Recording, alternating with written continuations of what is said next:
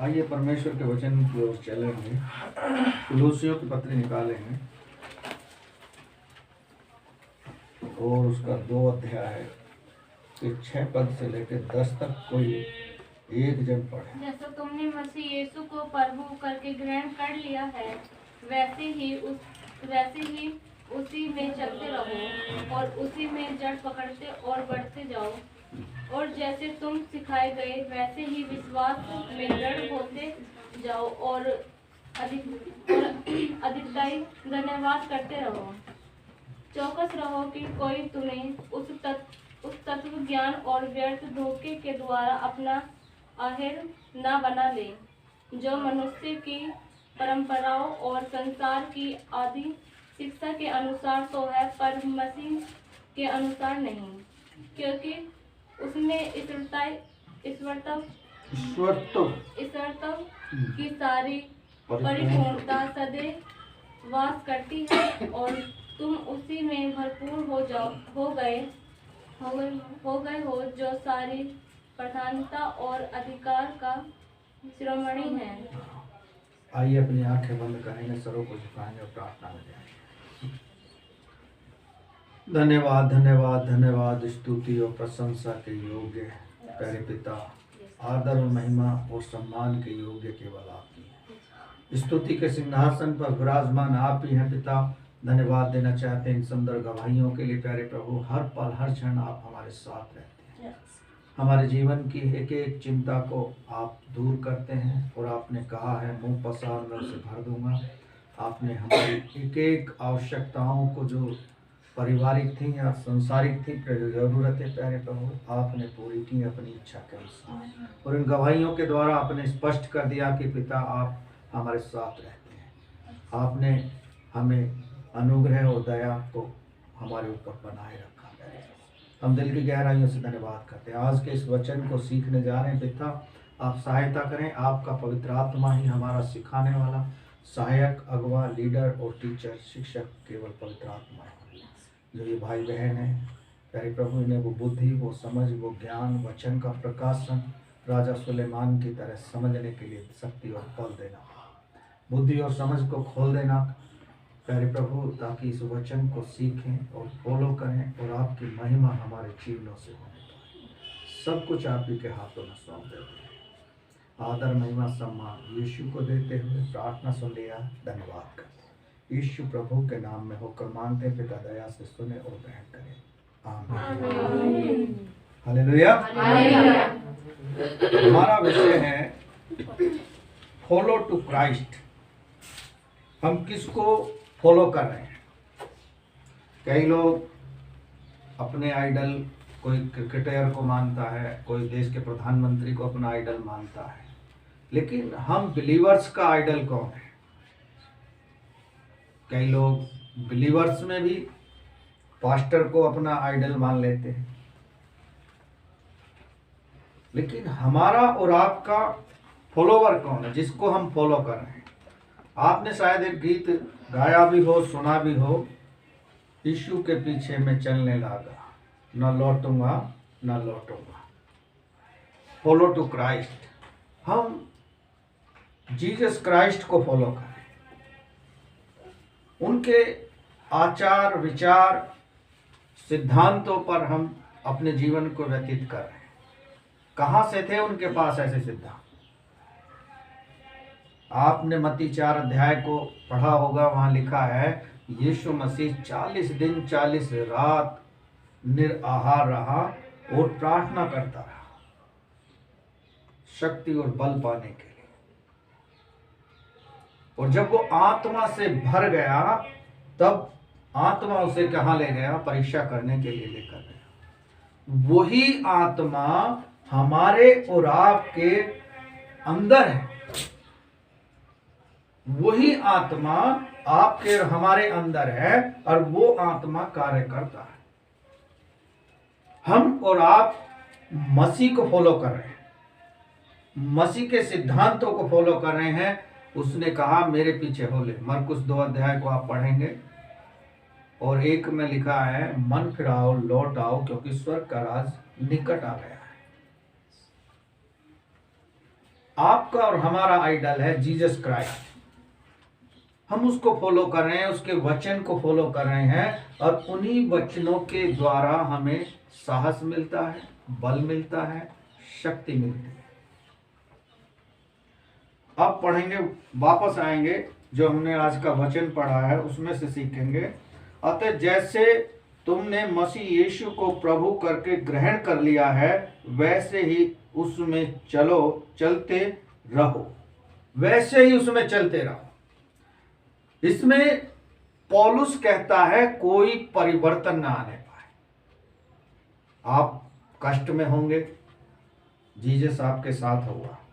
आप तकलीफ में होंगे, बीमारी में होंगे, हर पल वो वायदा करता है। इसलिए कहता है पौलुस, जैसे तुमने यीशु मसीह को अपना उद्धारकर्ता करके ग्रहण कर लिया है, वैसे ही चाल चलते रहो। यदि हम भजन संहिता 39 का पहला पद पढ़ें, कोई पढ़े निकाल के जल्दी से। 39 का पहला भजन संहिता।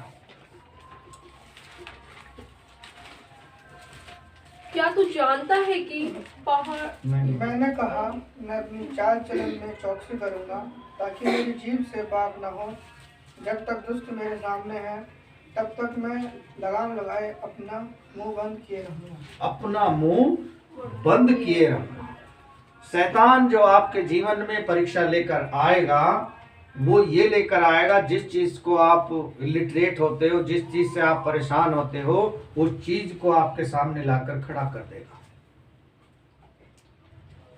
यहां राजा दाऊद कहता है कि मैंने कहा, मैं अपनी चाल चलन के विषय में चौकसी करूंगा। हम देखना है क्या चाल चल रहे हैं। जब हमने मसीह को ग्रहण किया था, यीशु मसीह को अपना उद्धारकर्ता करके ग्रहण किया था, उससे पहले का जीवन हमारा कैसा था, और ग्रहण करने के बाद का जीवन हमारा कैसा है, वो हमें मायने रखता है। पौलुस को लोग कहते हैं कि उसने प्रीच किया, लेकिन मैं कहता हूं कि पौलुस ने अपनी गवाही को शेयर किया लोगों के बीच। जो विरोधी था वही परमेश्वर का फॉलोवर बन गया। लोग उससे कहते थे कि यीशु मसीह मुर्दों में से जी उठा, लेकिन वो चिल्ला के बोलता था यीशु मसीह मर गया है, वो नहीं जिंदा हो जाएगा। लेकिन जब परमेश्वर ने उसकी आत्मिक आंखों को खोल दिया, आप प्रेरितों के काम 9 अध्याय को घर पे जाके पढ़ लेना, उसमें साफ लिखा है, जब उसके ऊपर परमेश्वर का आत्मा उतरा तो वो अंधा हो गया था। 3 दिन 3 रात वो देख नहीं सका था। उससे पहले का जीवन उसका सताने वालों में गिना जाता था। लेकिन पवित्र आत्मा ने जब उससे पौलुस से कहा था कि वहां जाना और उससे प्रार्थना कराना, वो प्रार्थना करने वाला भी डर गया था कि वो कौन है, एंटी व्यक्ति है, विरोधी है। हम परमेश्वर के प्रति अपना चाल चलन में चौकसी कर रहे हैं या नहीं। मैं किसी को नहीं देख रहा, आप एक दूसरे को नहीं देख रहे, लेकिन एक है जो देख रहा है। यसा 49 अध्याय को निकाल लें, उसके 15-16 पद को पढ़ लें, क्या कहता है वहां परमेश्वर का वचन।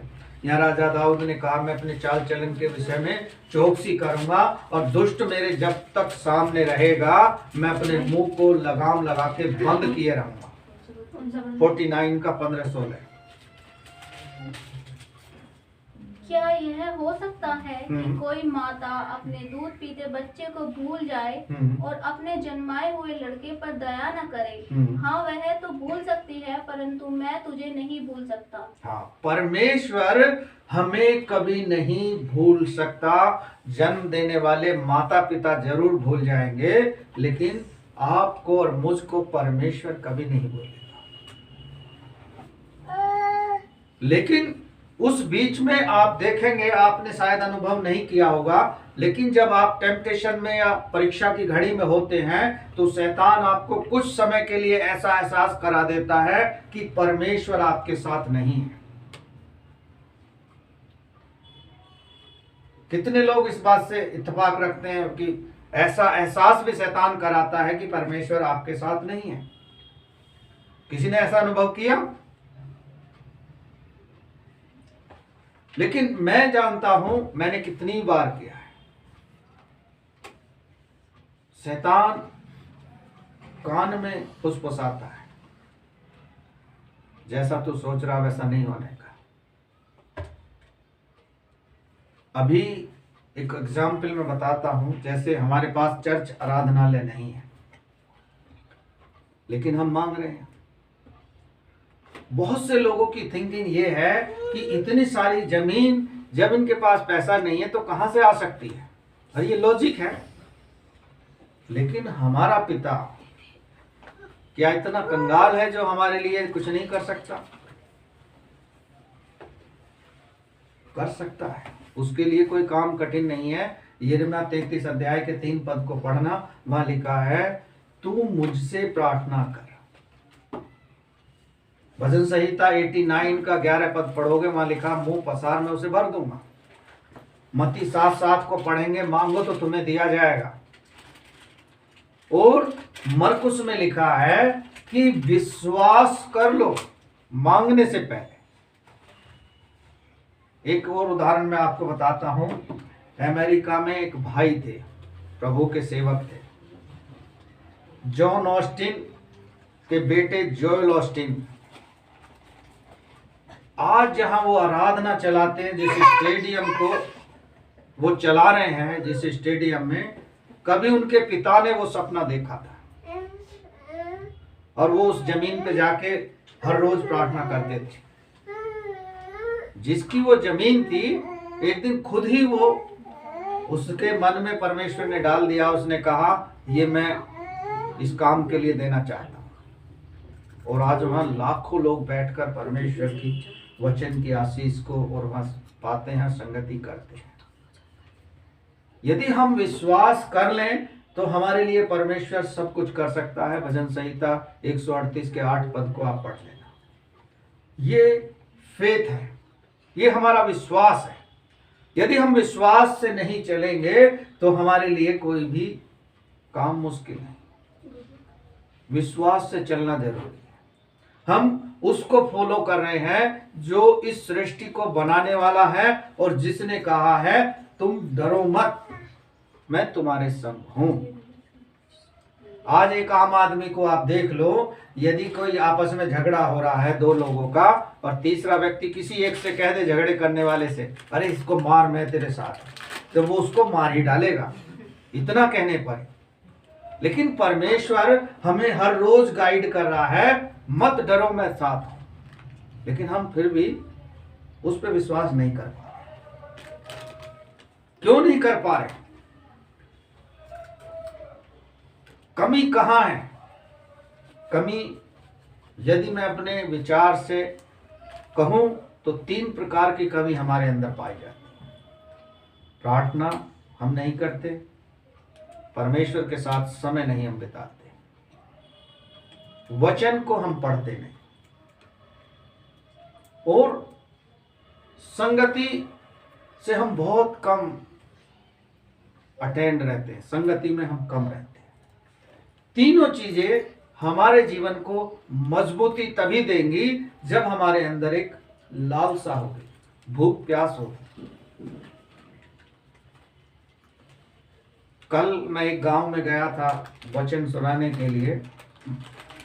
उस गांव में उस बहन को मैंने बताया कि क्राइस्ट के विषय में, जीसस के विषय में आपको बताना चाहता हूँ। वो उस गांव में उसी समय लाइट आई थी। वो कह रही, गुरुजी वैसे तो मेरा समय है काम करने का, लेकिन आप इतनी दूर से आए हैं तो परमेश्वर के विषय में मैं जरूर जानना चाहती हूँ। उसने सारे काम छोड़ के परमेश्वर के बारे में जानना शुरू किया। मैंने उसको बताया परमेश्वर के प्रेम के बारे में। हमें उस तरह की लालसा होनी चाहिए। लेकिन यही चीज को हम किसी अपने फॉलोवर, अपने परिवारों में, विश्वासियों में जाके करेंगे तो वो कहेंगे कि पास्टर जी 10 मिनट का समय दो, बस मैं थोड़ा सा काम निपटा लूं, तब मैं आपको समय दूं। कहाँ अंतर आप देख रहे हैं? हम फॉलो कर रहे हैं क्राइस्ट को, और वो एक नया व्यक्ति करना चाहता है, उस कैटेगरी में आना चाहता है जिसमें आप और हम पहले से।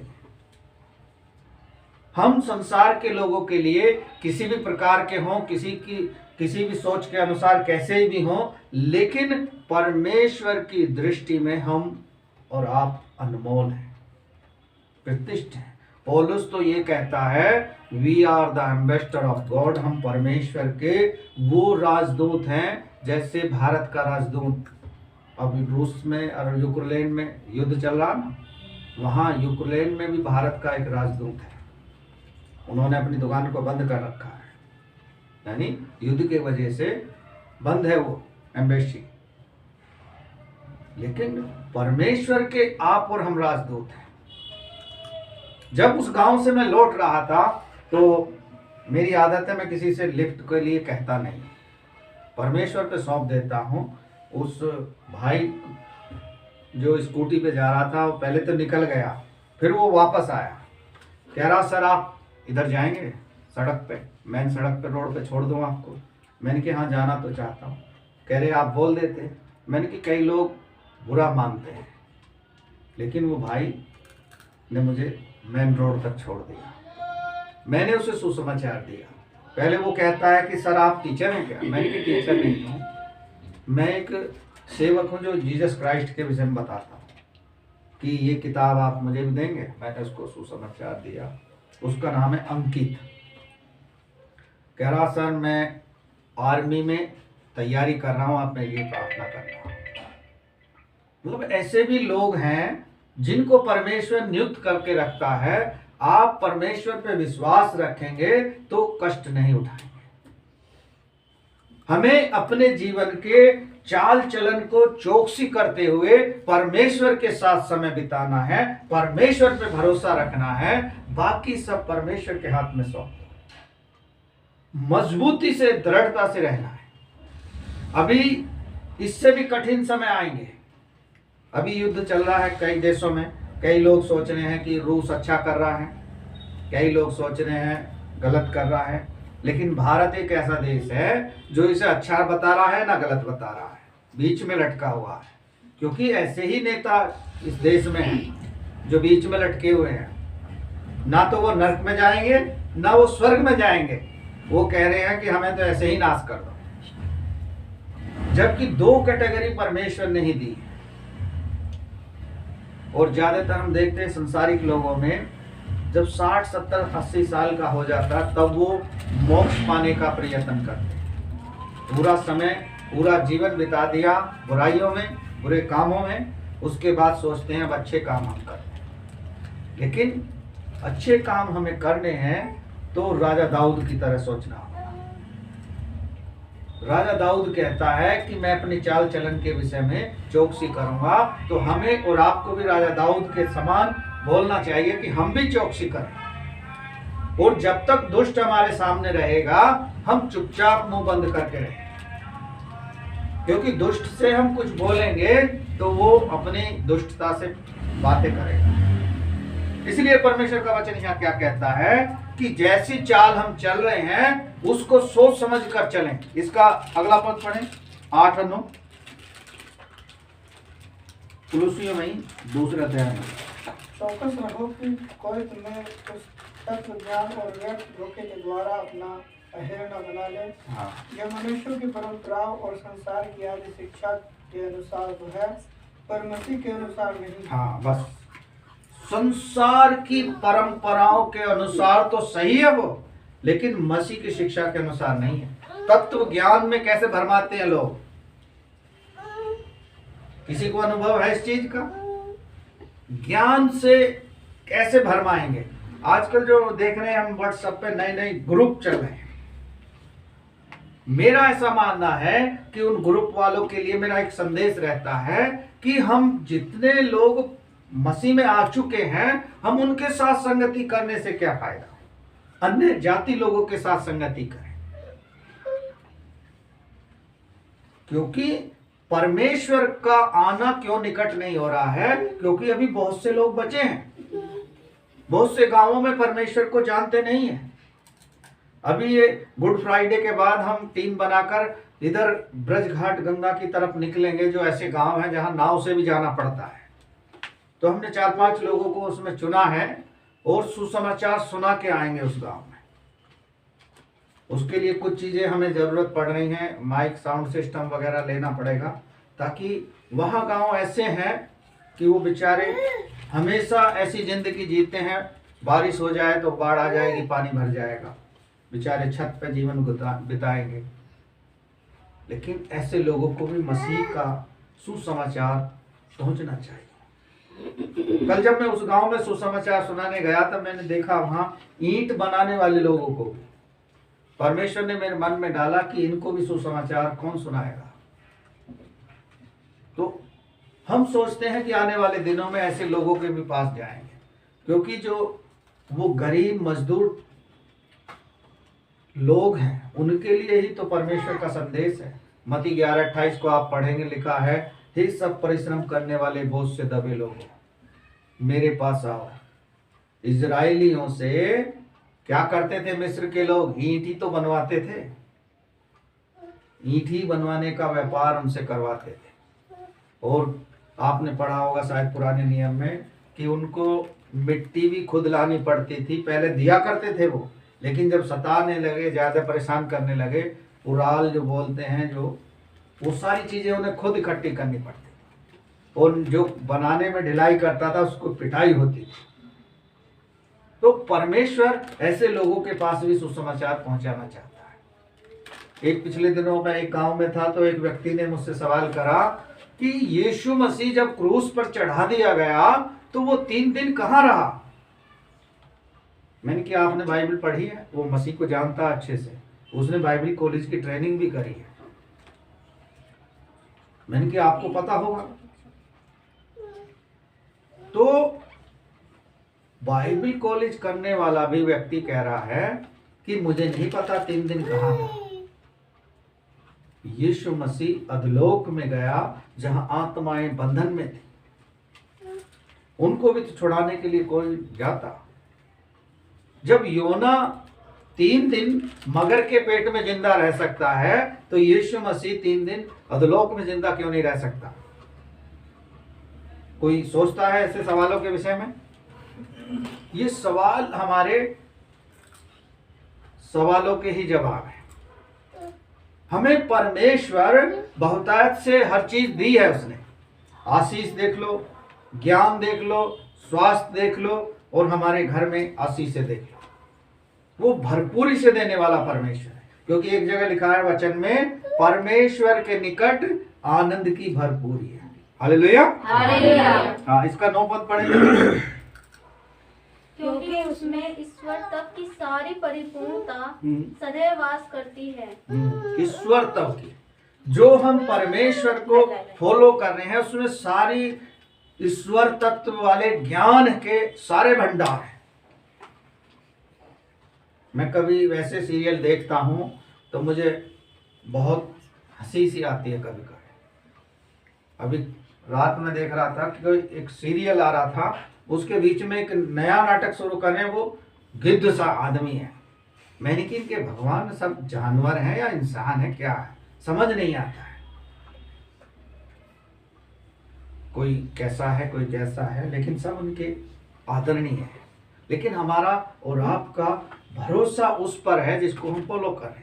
जिसने मुंह से कहा कि हो जाए तो वो हो गया, उसने कहा पेड़ पौधे बन जाएं तो बन गए।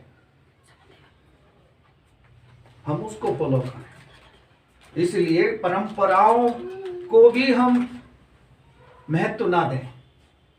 परंपराएं भी, हमारे परमेश्वर का वचन इन चीजों का खंडन करता है।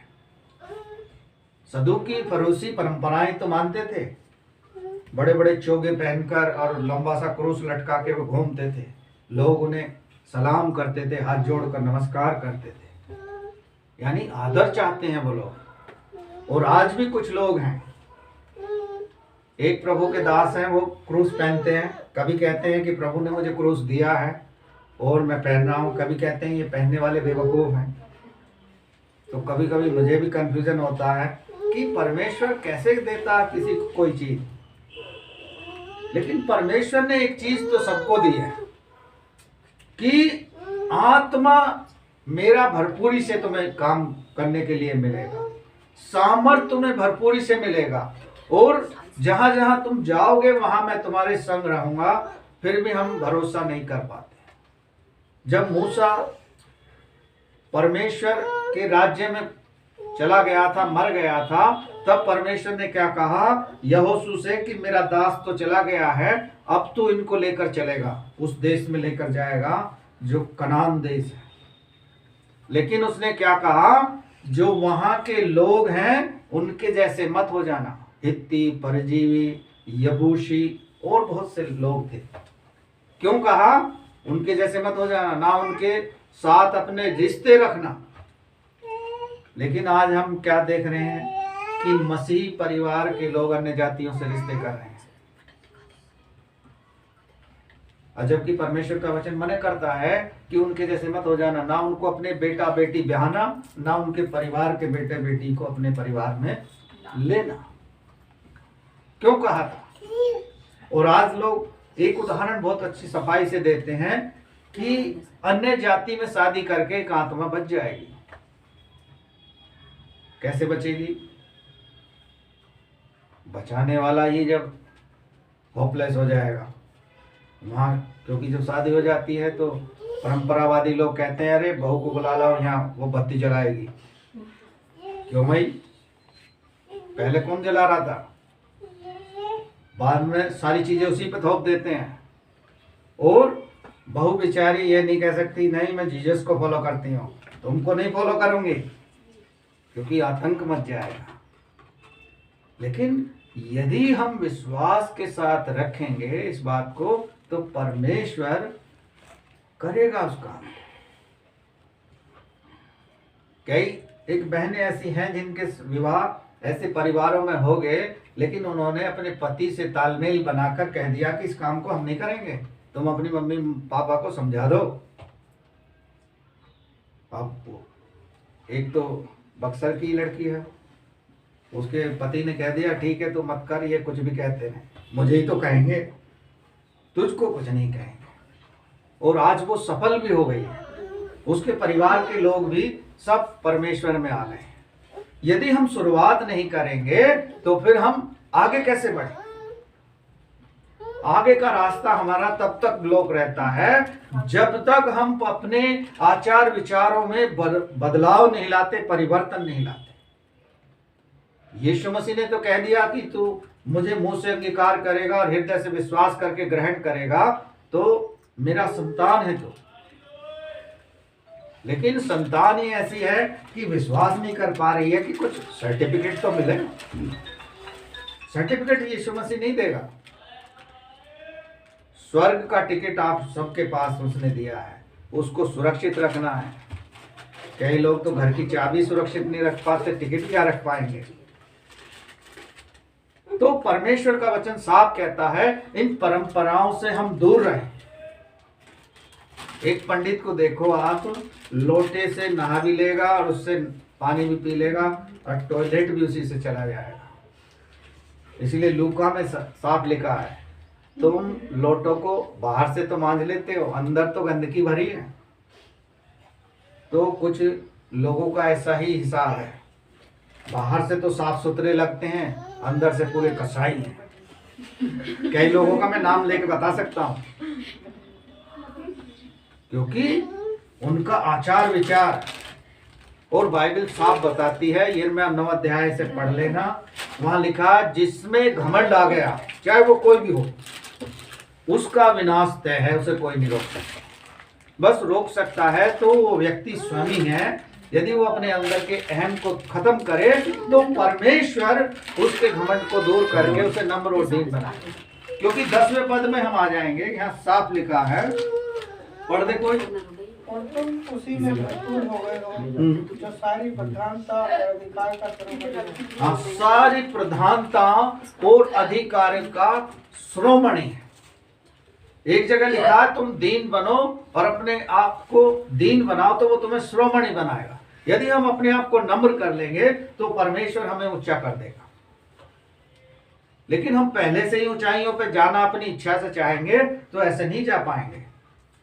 मुझे याद है जब जिस चर्च में मैं रहा उस चर्च में मैं यहाँ आने से बचता था जहां इस समय खड़ा हूं मैं। पास्टर कहते थे कि भाई तुम्हें ऐसा करना है, मैंने कहा जी मुझे नहीं करना है, आप ही कर लेना। लेकिन परमेश्वर ने क्या किया, जिस चीज से मैं भाग रहा था उस चीज ही में पकड़ के लाके आगे खड़ा कर दिया। मेरी इच्छा थी डॉक्टर बनने की, MBBS, लेकिन आज परमेश्वर ने वैसा डॉक्टर बना दिया, बीमारों को चंगाई आज भी मिलती है। हालेलुया। जब ये था कि ट्रीटमेंट देके पानी के इंजेक्शन लगा के पैसा कमाता, लेकिन आज परमेश्वर की आशीष कमा रहे प्रार्थना के द्वारा। इच्छा थोड़ी सी बदली है लेकिन काम परमेश्वर वैसा ही ले रहा है जो करना चाहते हैं। आज हो सकता है आपकी और हमारी अपेक्षा अलग हो, लेकिन परमेश्वर की क्या इच्छा है उसे देखना है। आइए एक और पद जल्दी से निकाल के पढ़ेंगे। पहला यूहन्ना में आ जाएंगे 2 अध्याय और उसके 5 और 6 पद को पढ़ेंगे।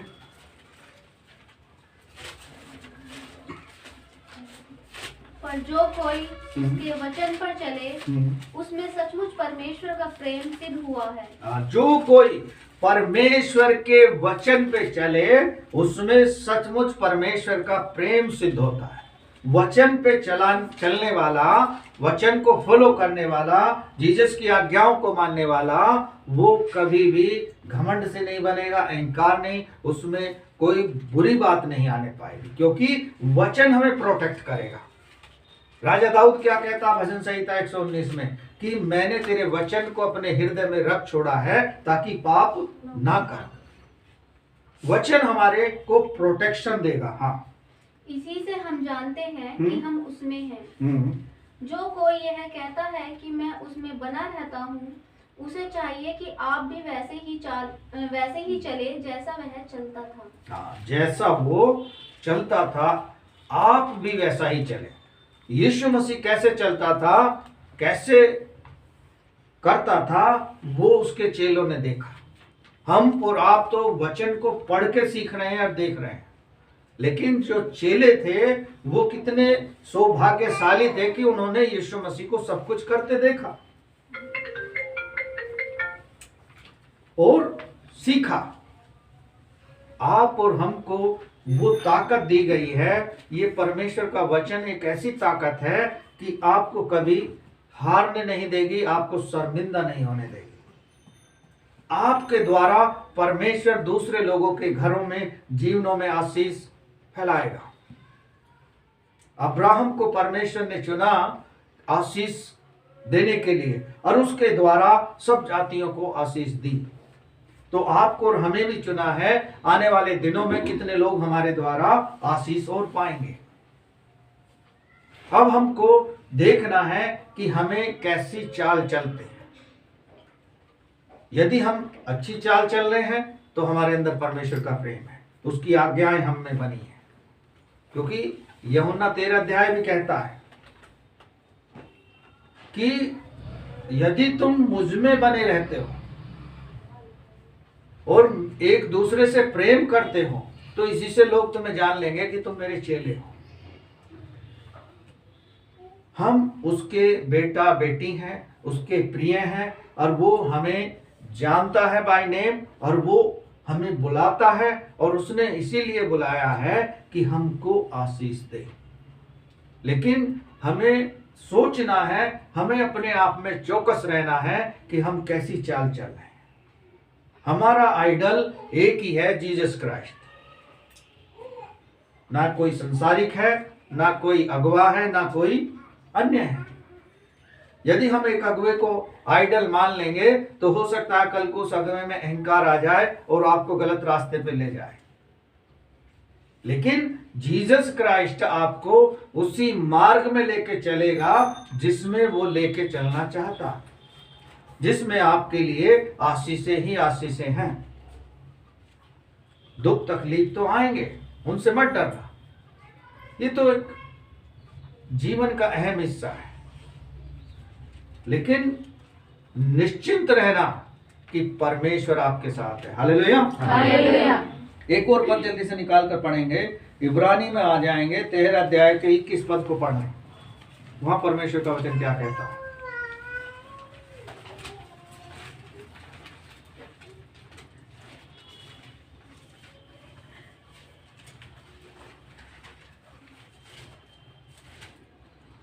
कौन सा वचन है? इब्रानी 13 का 21। तुम्हें हर एक भली बात में सिद्ध करे, जिससे तुम उसकी इच्छा पूरी करो, और जो कुछ उसको भाता है उसे यीशु मसीह के द्वारा हमने उत्पन्न करे, उसी की महिमा युग होती रहे। हाँ, जो कुछ परमेश्वर को यीशु मसीह को भाता है वो हम करें। अब यीशु मसीह को क्या भाता है ये आप और हम अच्छे से जानते हैं, हमें किसी को बताने की जरूरत नहीं। लेकिन वो ऐसा भी नहीं चाहता कि एक परिवार में 4 बच्चे हैं तो चारों कुत्ते बिल्ली की तरह घूर रहे हैं, "ए, सामने से हट जाओ"। ऐसी इच्छा परमेश्वर की नहीं है। उसने मेल मिलाप कराया।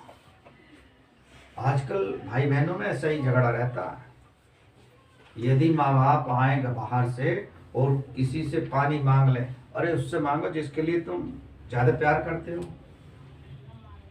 लेकिन उसमें बच्चों की गलती है या माता पिता की, ये निर्णय बाद का है। लेकिन परमेश्वर एक चीज चाहता है कि उसकी इच्छा के अनुसार कार्य करें जो उसे भाता है। वो ये नहीं चाहता कि गाली बको, वो ये नहीं चाहता क्रोध करो, वो ये नहीं चाहता एक दूसरे से नफरत रखो, वो ये नहीं चाहता कि प्रार्थना में मत जाओ। शैतान इस्तेमाल कैसे करता है वो तो आप लोग सब जानते हैं अच्छे से। सुबह को आप जब रात को जब सोएंगे तो कहेंगे हाँ आज सुबह को चर्च चलना है, लेकिन जब शैतान का समय आएगा वो ऐसी भारी निद्रा में डाल देगा तो मम्मी पापा भले ही कहें कि भाई खड़ा हो जा, चर्च जाना है, आज तो संडे है। कहेंगे हाँ हमें पता है, हमें याद मत दिलाओ, सब पता है हमें, तुम लोग अपने तैयारी करो और अपना काम करो। वो समय पे जल्दी जल्दी उठेंगे और भाग दौड़ करेंगे, बाद में कहेंगे अरे मेरे कपड़ों प्रेस नहीं है, आज जाते ही नहीं है, हो गया सारा काम। शैतान सोचता वाह ये बहुत अच्छा हुआ, इसी को तो मैं चाहता था। लेकिन हमें कुछ भी करना है शैतान को हराना। और शैतान कैसे हारेगा? जब हम उसका सामना करेंगे। एक बहुत अच्छी बात राहुल गांधी बोलता है, आपने सबने सुनी होगी, इन लोगों का सामना करो ये डर के भाग जाएंगे। और वास्तविकता यही है, शैतान भी वही है। शैतान का सामना करोगे तो वो भागेगा। एक गीत गाते हैं ना, वो तो पहले से ही भागा हुआ है, उसको तो स्वर्ग से पहले ही भगा दिया, निकल यहां से। लेकिन हमारे और आपके बीच में जब आके बैठ जाता है, हमें भी उसे कहना कि भाई निकल यहां से। क्यों? क्योंकि तेरी जगह यहां नहीं है। हम क्राइस्ट को फॉलो कर रहे हैं तो अपने चाल चलन से, अपने आचार से, अपने स्वभाव से सब कुछ हमारा बदलना चाहिए। वो बदलने के साथ साथ हमारा प्रेम एक दूसरे से गाढ़ा होना चाहिए, कमजोर नहीं होना चाहिए। तभी लोग हमें कहेंगे कि ये जीसस के चेले वो विश्वासी हैं। अन्य जाति क्या लोग गवाही देते हैं कि वे क्रिश्चियन लोग कभी भी एक दूसरे से लड़ते नहीं हैं। यदि वो अंदर घुस जाएगा तो देखेगा इनमें कितना महायुद्ध होता है। इसलिए वो बेचारा दूर से ही देख के कह रहा है कि ये लोग बहुत शांति वाले लोग हैं। इसलिए एक दूसरे से प्रेम करो, कलीसिया के लोग हों या परिवार के लोग हों, हम एक परिवार हैं। जब हम स्वर्ग में जाएंगे तो यीशु मसीह पहचानेगा कि ये कौन से परिवार के लोग हैं, और हम एक परिवार के साथ रहेंगे। यूहन्ना 15-16 अध्याय पढ़ लेना, वहां वो हमें मौका देगा कि जीवन की पुस्तक में जो हमारे नाम लिखे हैं उनके नामों की रक्षा करने के लिए हमें अपने चाल चलन को राजा दाऊद की तरह सोचना होगा, कैसा चाल चल रहे हैं। और हमारा आइडल कौन है, हम किसके फॉलोवर हैं। हालेलुया। एक और पद पढ़ेंगे, उसके बाद समाप्त करेंगे। मेरे साथ निकाल लें यूहन्ना 5 अध्याय को और उसका 19 और 20 और पढ़ लें, उसके बाद समाप्त करेंगे।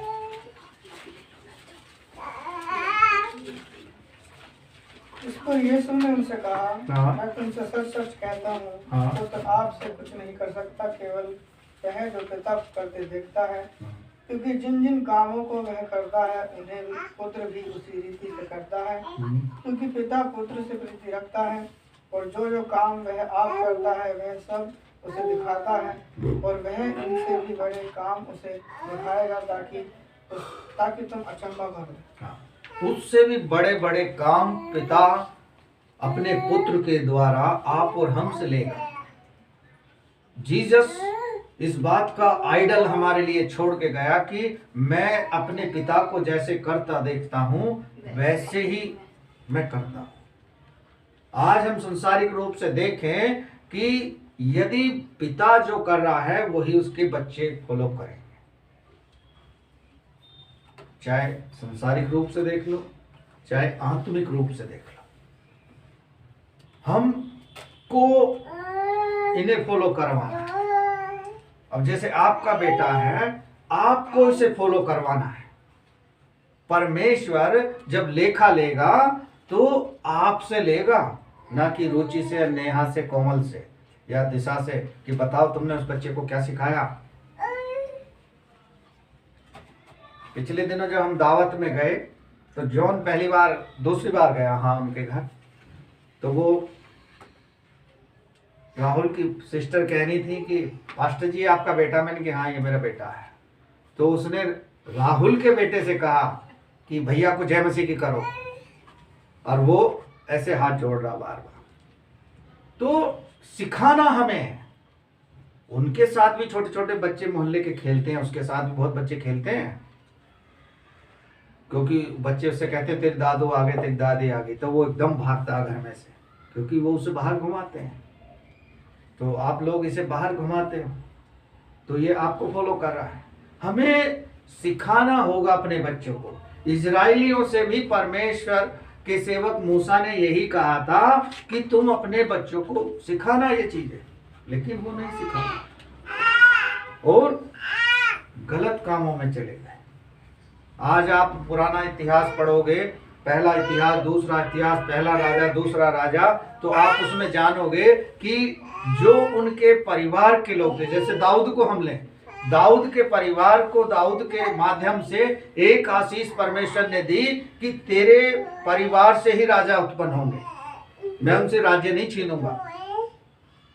और आगे चलकर जब आप पहला राजा, दूसरा राजा और पहला इतिहास, दूसरा इतिहास की पुस्तक पढ़ोगे, लिखा है कि उनके पूर्वजों के अनुसार उनके बच्चों ने नहीं किया।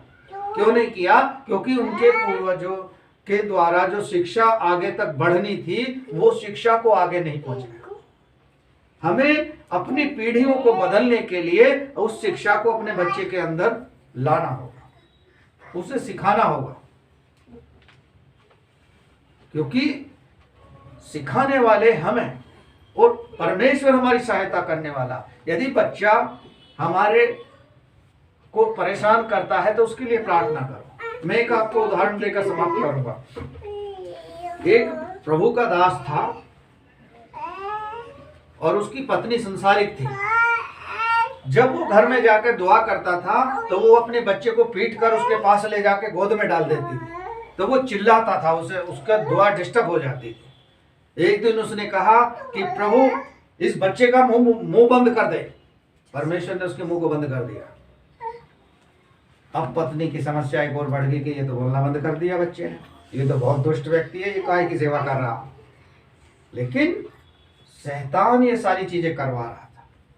हमें सोचना है जो शिक्षा हमें मिल रही है उस शिक्षा को अपनी पीढ़ी के अंदर कैसे डालें ताकि वो पीढ़ी में बदलाव आए और लोग उसे जाने कि ये किसका बेटा है, ये उसका बेटा है। और परमेश्वर का वायदा है कि पीढ़ी दर पीढ़ी वो आशीष देगा। आपके द्वारा कमाई हुई आशीष को आपकी पीढ़ियां पाएंगी। और जो हम कमा रहे हैं उस आशीष को हमारी पीढ़ियां कमाएंगी, क्योंकि हम फॉलो कर रहे हैं क्राइस्ट को। और यदि हम गलत करेंगे तो उसका जो लेखा हमारी पीढ़ियों से लिया जाएगा। हालेलुया। इसलिए हम परमेश्वर के पुत्र यीशु मसीह को फॉलो कर रहे हैं, उनकी शिक्षाओं में बढ़ रहे हैं। अपने चाल चलन के विषय में और अपनी सारी बातों के विषय में चौकसी रखें कि हम क्या बोलते हैं, क्या सुनते हैं, क्या समझते हैं, क्या देखते हैं। हालेलुया।